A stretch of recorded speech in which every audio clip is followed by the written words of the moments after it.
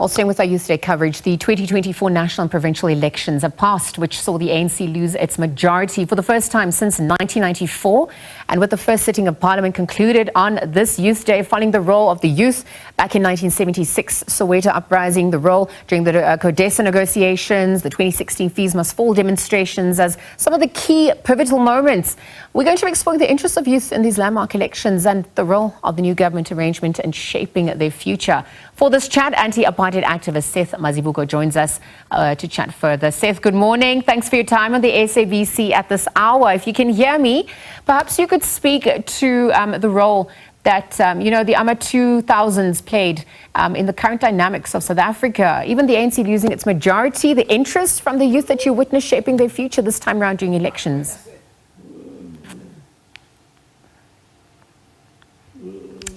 Seth, you are live, if you can hear me.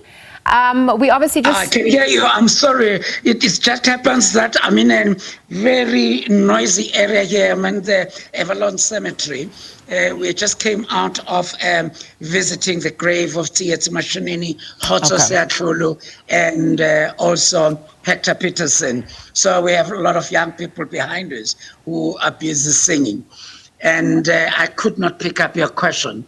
Can you please repeat the question? All right. Thanks, Seth. I was just looking at the role that, the youth played this time around, the AMA 2000s, playing a significant role in the current dynamics of South Africa, even seeing the ANC having lost its majority post-elections. Talk to us about the interest that you witnessed from the youth in shaping their future this time around. Yes, actually, I've got to say thank you to the South African youth for coming out there and reshaping our South Africa. To me, immediately after the results that we got in these elections, I was very much encouraged. It actually brought back the days when we reshaped South Africa as young people of 1976. And I see AMA 2000 are doing the same. And they have really come up with what forced the old politicians to start thinking anew when they think of leadership. They've demanded ethical leadership.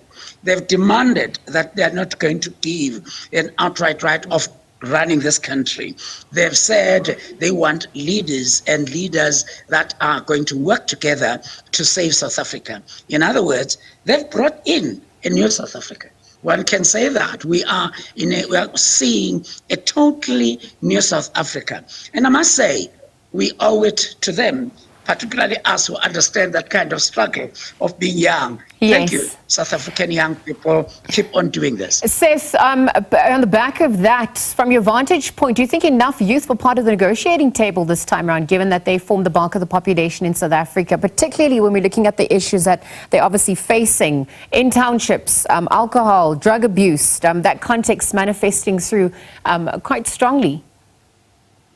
Yeah, what we did, we had a meeting on Thursday the 13th.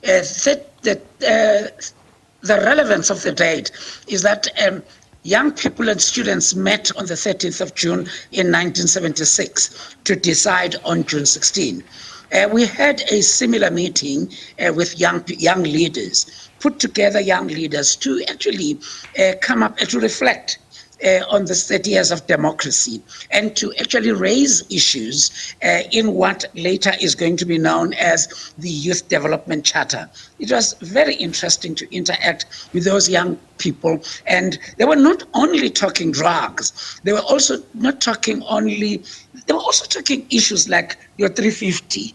They were talking issues like, getting paid for making babies. They were talking about why are we not getting paid to buy books? Why are we getting paid for coming out of the bedrooms with a baby? And which are issues that sometimes we don't discuss openly with our children. And I'm happy that today is Father's Day. I hope fathers will discuss these also with their kids. But I'm trying to say they were also trying to find space in this, not only in business. They were saying the business that other people or young people may do, it is the business of community development, community support. And it was quite a divergent kind of thinking. So I'm trying to say it was not just about drugs, Yes. It was not about alcohol. It was beyond that. Young people are telling us in this meeting last week that they are ready and to chatter their new 30 years. Yes, and there's so many issues grappling or that the youth are facing. And so thank you for also unpacking that a little bit further. The youth unemployment, according to Stats SA, also sitting around 45% is a dismal picture. But in the same breath, I wonder if we could also explore some of the biggest victories for the youth in South Africa at this point. Talk to us about what you're observing 30 years into our democracy as well. Most of our young people now lately, well, these are your 2000s, as you said, and you have young people who are really out there to even ask, they don't ask the question what, they always ask the question why. And they have started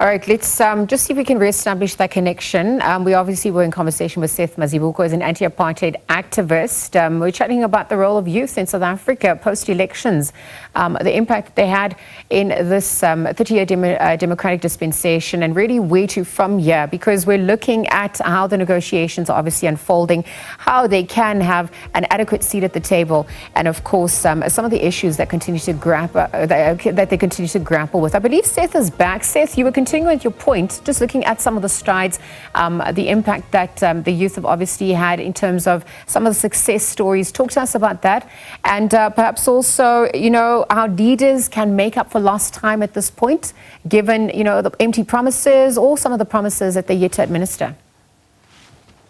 Yep.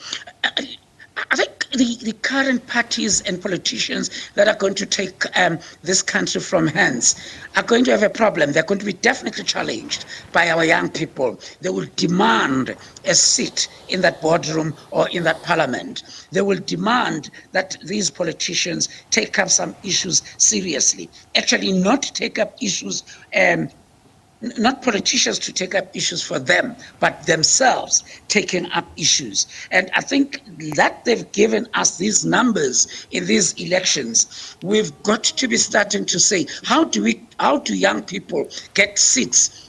How do we get the voice of young people into that parliament? The parliament, and whether it is in we are busy now starting to talk with the young people about local government issues, about civic education, civic involvement. So all I can say for this moment is that, yes, young people are out there to say we are ready and ready to lead, and maybe lead differently from our elders. And I think that's the biggest victory. That's the biggest success that maybe we have been able to bring to the fore. And they've challenged, for instance, issues of education. They say this is not the education we want. They will design the education they want. They've challenged, as I say, issues on development. They said it is not the development that we want from, I don't want to mention names of organizations, but they want to have their own development. And to me, that's a bigger success when we start having young people starting to take leadership. And we've never had that. We ended up with that in 1976. And I'm saying there's a fresh air of young people, and that's our biggest success, and we owe them our thank you. So, Seth, as we wrap up, what are your parting words to the youth of South Africa, the youth of Africa, the youth of the world, in navigating the shifting dynamics? I'm saying to the youth of South Africa, guys, as Solomon Mahlangu said, that now the tree of liberation shall be nurtured by the blood of the martyrs. Young people, please, don't cut off the tree of liberation. Please make sure that you build and get more out of it. We threw stones in 1976 for you and to bring down apartheid.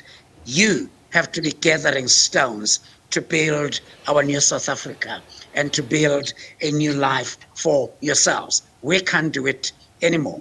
We throwing stones. Now, let's start gathering stones. Let us now have you protecting that tree of liberation so that we may enjoy the fruit thereof and the shade of the tree.